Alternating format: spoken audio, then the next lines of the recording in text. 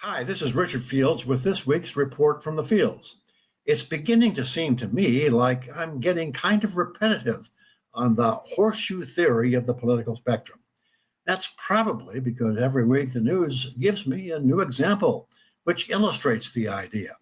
To review, the textbook political spectrum is a linear left right line with fascists on one end and communists on the other, with moderates somewhere in the middle and no real place for libertarians.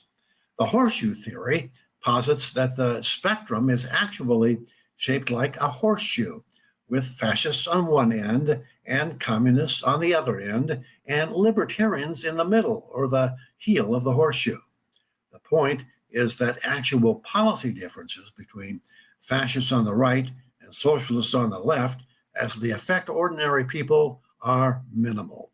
Both demand government control of the economy. Both reject free speech if it differs from the government mandated narrative. Both put individuals subservient to society, with societal norms under more or less totalitarian government control. In both systems, individual rights give way to reluctantly given government permissions. Maybe.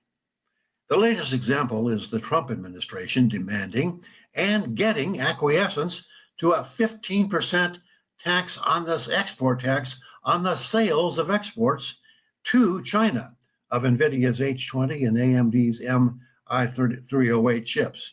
Never mind that Article 1, Section 9 of the U.S. Constitution prohibits taxes on exports. The preferred rationale is that those chips are useful for AI, and AI has national security applications. Never mind that the Chinese company DeepSeek has already developed an AI application that rivals OpenAI's ChatGPT 40, and for about 1/14 of the cost spent by OpenAI. And they did it using old NVIDIA chips they already had. This is on top of the Trump administration's Pentagon buying preferred shares in MP Materials, the most significant US-based rare earths miner.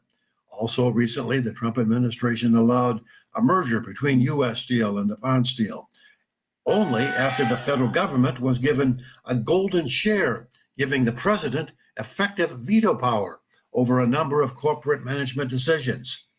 And Trump called for the resignation of Intel CEO Lip-Bu Tan, citing conflicts of interest concerning China publicized by neocon Senator Tom Cotton.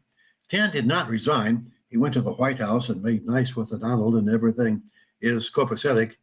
Well, except for that now the Trump administration is considering taking a 10% ownership interest in Intel in exchange for the $10.86 billion federal grant given Intel during the Biden administration.